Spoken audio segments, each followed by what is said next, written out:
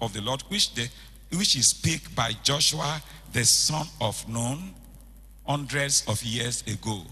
Because the book of Judges alone took about 450 years. Only Judges. Then you go to 1 Samuel. Do you know that Samuel alone was 90 years old when he died? David was 70 years when he reigned for 40 years. Then Solomon. All those wars. When you calculate all those years, you are calculating hundreds of years. Then at this time, by the time you get to 2 Kings chapter 2, that they were complaining. The people were complaining.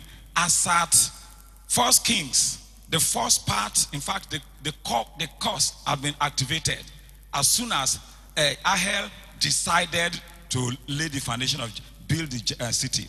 The curse was activated, and he had suffered his own part. His first son had died. His last son had died. That was 1 Kings. By the time Elisha came in 2 Kings, the men of the city were not complaining, because when they finished building that city, nobody knew that they were setting up a city under a curse. And they said, you see us now. I've invested so much in this business, nothing is happening. The city is properly sited, situated. The programs are, everything we are doing here, we try to do the best, but the best is not giving us good result.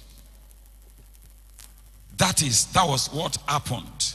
So by the time these people were complaining, apart from Ahel, who had lost his first son and his last son, the city had been built. Now the waters had become deadly. The ground had become unproductive. The curse had started working. After how many hundreds of years? So many. Just forget about the other hundreds from 1 Samuel, 2 Samuel. Forget about all those hundreds of years. Judges alone, after Joshua Judges, before you come to Samuel, 450 years have come and gone. And the curse was waiting for who will try to work on it. And Ahel didn't know. Many generations and hundreds of years have passed, and he went to lay foundation. The curse showed up. And he has suffered his part. Now the people were saying, our city, the water is not good. It's not good. The ground is unproductive. The marriages, a lot of barrenness is here and there. And the place has become unreliable, unpredictable. We can't say this is what I'm expecting from this business. No, not in this place. Because somebody had caused the place, unknown to them.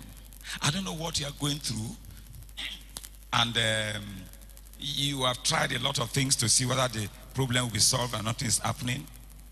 Somebody should tell you, you are going through an ancient curse, a victim of an ancient curse to your family. I remember a day I was in the deliverance room, and somebody said a pastor sent a sister to come and see me with a letter.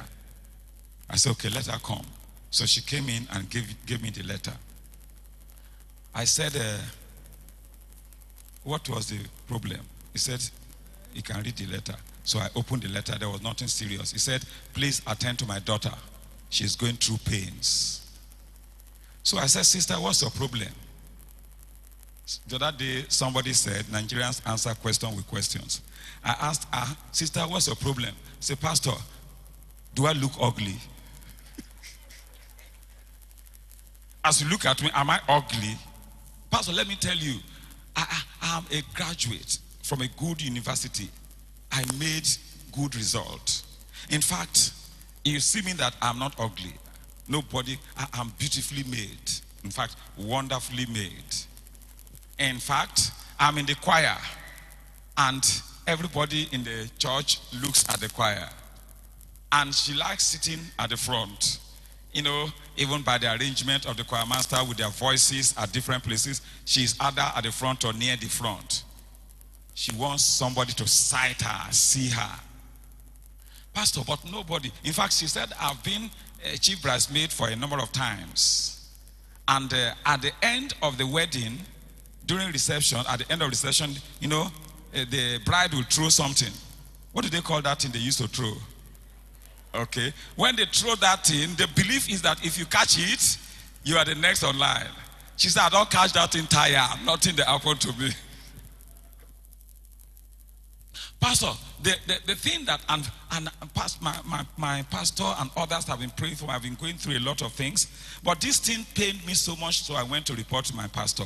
That one day, pastor was preaching, and he made some statements that everybody was smiling and laughing, and he said, Pastor, I was surprised as I was in the choir, I sighted a man laughing and smiling facing me. So I said, the thing has happened. So, me too, I faced him to smile. The man frowned his face and looked away. Say, Pastor, what did I do?